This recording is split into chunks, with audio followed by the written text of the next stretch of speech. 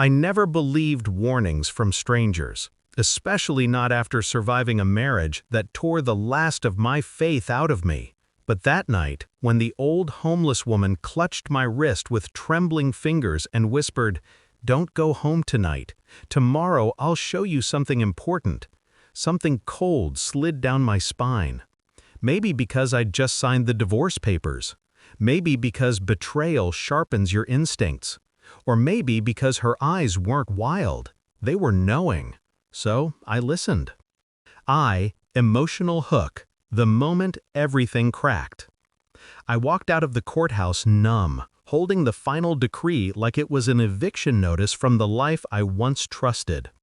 My ex-wife, Mira, didn't even look at me. She just left with that man. Her man. The one she insisted was just a coworker. The same coworker she swore she never talked to outside the office. The same coworker whose names showed up on her phone at 2 in the morning. If betrayal had a face, it was hers, walking away, smiling. I remember thinking, this is the last time she gets to steal something from me. I was wrong. She had one more thing planned. Backstory before the rot set in. We met 7 years ago over burned coffee and cheap ambition.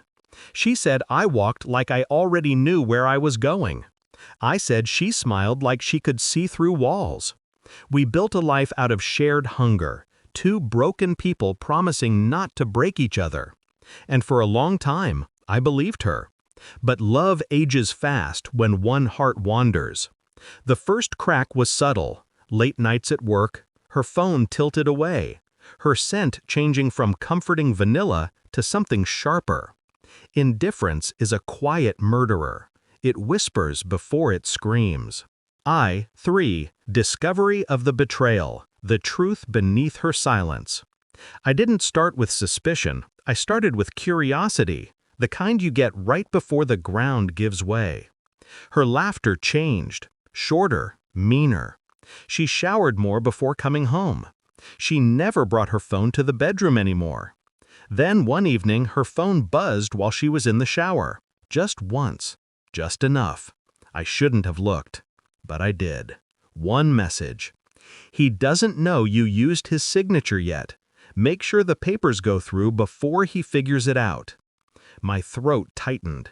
Not because of the betrayal, I expected that, but because of the word signature. My name.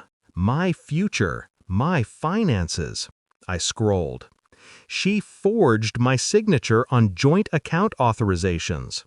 Moved money into a hidden account. Bought a house with him.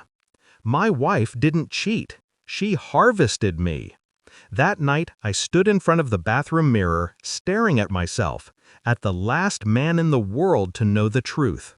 I didn't break. I calculated. 4. Shift in mindset. The birth of the plan. Betrayal can either hollow you or sharpen you. I chose sharpness. I copied the messages, backed up her phone logs, recorded her calls when she whispered to him in the kitchen thinking I was asleep. I didn't confront her. Confrontation is for the emotional. I had no emotion left, only purpose. I met with a lawyer, a forensic accountant, a private investigator. Piece by piece, I built my arsenal. She had taken money, but she had also lied under oath. That would be her downfall. Execution, a silent, surgical revenge. I filed for divorce first, beat her to the punch. She didn't see it coming. She cried, tried to look wounded, tried to shift blame. I stayed silent. Silence unnerves the guilty. Then the accountant uncovered the forged transfers. The investigator found her lover's name on the new property deed. The lawyer prepared the fraud claim. Every move was slow, deliberate, precise. She thought she was draining me, but she was building my case. When she realized she was losing everything, it was too late. But she wasn't done. And that's why the old woman grabbed my hand that night. Climax, the warning. The next morning, the old woman met me beside the bus stop, eyes clear like broken glass washed by rain. I watched them last night, she said. 2 people went into your apartment, not you. 2. They carried bags, tools. You weren't supposed to survive. My stomach tightened. She wasn't warning me out of fear. She was warning me out of pity. We walked to my building. Police were already there. A neighbor had reported noises. Inside my apartment, drawers were pulled out. Gas stove turned on, leaking. A candle lit near the edge of the counter. 1 spark. 1 breath.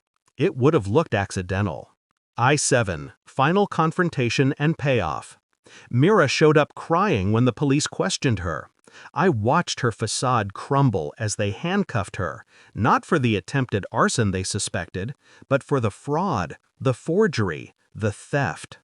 My silent revenge had already been set in motion. She looked at me like I was a stranger. Maybe she was right.